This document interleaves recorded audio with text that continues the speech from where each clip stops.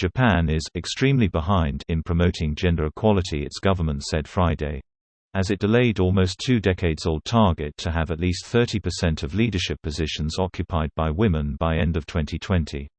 Just 14.8% of leadership positions in politics and business in Japan are occupied by women.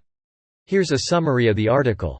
Japan is extremely behind in promoting gender equality, its government said Friday, as it delayed an almost 2 decades-old target to have at least 30% of leadership positions occupied by women by the end of 2020. Just 14.8% of leadership positions in politics and business in Japan are occupied by women, lagging extremely behind internationally, the Cabinet Office said in the new 5-year plan. The new plan replaces the government's last 5-year plan, which included the 2020 target. The 30% target was originally set in 2003 by the cabinet of then Prime Minister Junichiro Koizumi, who adopted the ambitious goal in a bid to force the nation's male-dominated bureaucracy and Japan Inc. businesses to accept diversity. The Cabinet Office blamed social acceptance of traditional gender roles for the slow progress, saying the government would make efforts so that women will occupy around 30% of leadership positions in the early part of the 2020s. Japan has delayed a target for women in leadership positions after falling short. The new 5-year plan had been expected to include mention of a growing social acceptance of allowing women to keep their maiden names after marriage.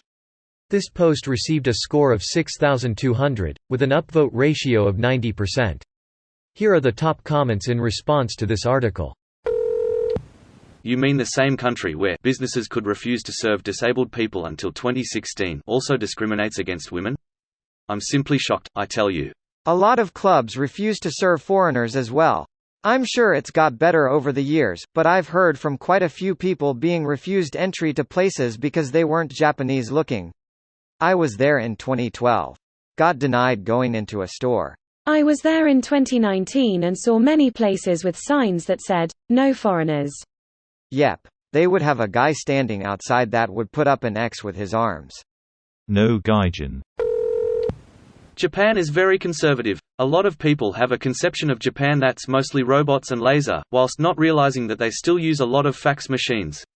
And Hanko stamps, an insignia of your name basically, for big purchases such as houses or cars as well. Though foreigners can typically get away with using a signature because the process of getting an official Hanko is fairly involved. Japan is definitely not as future world as people think in terms of their rigidity and even stubbornness at times to move away from long-standing traditions. No lie, as someone with terrible handwriting, the idea of personalized and legally recognized stamp actually sounds great. Until you lose your stamp. Everyone has a pen everywhere, but you can't fit a stamp into your pocket. Looking up Hankos, actually they look to primarily come as short straight wooden dowels that can easily fit in a pocket. Yeah, when the government says that women needs to wear heels to work properly, it probably has a problem with sexism. Or that they have to serve tea to everyone at work every day. Yeah. I taught English to adults in Japan. My conversation class had 2 sections each week. One had 2 guys and the other 2 women. But I used the same discussion topic for both. It was interesting how different Japanese men and women saw the same subject. The women also had that "damn, serve the tea" issue. Even for male co-workers on her same level, it was expected she run around like a waitress and serve them. What were some topics that they saw differently? Well, I'd say Japan was largely more socially conservative than Westerners might expect. The women in my higher-level classes were educated career women, so they tended to be more skeptical of certain social assumptions about women's place in society and were slightly atypical of my students as a whole. These women also tended to be more open on minority issues like racial issues or gay rights than the men. It's not like the men wouldn't consider other viewpoints, but more like it had never occurred to them to think about certain issues until the topic came up.